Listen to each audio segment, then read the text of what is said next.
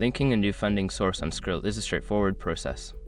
Follow these steps to ensure you can easily add your preferred payment method. Step 1. Log into your Skrill account. Open your web browser and go to the Skrill website. Enter your login credentials to access your account.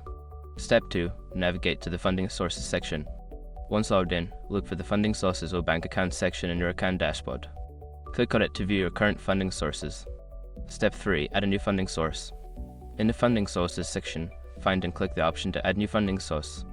This may be labeled differently depending on updates to the platform. Step 4. Enter your payment details. You will be prompted to enter the details of the new funding source, such as bank account information or card details. Fill in the required fields accurately. Step 5. Confirm and save.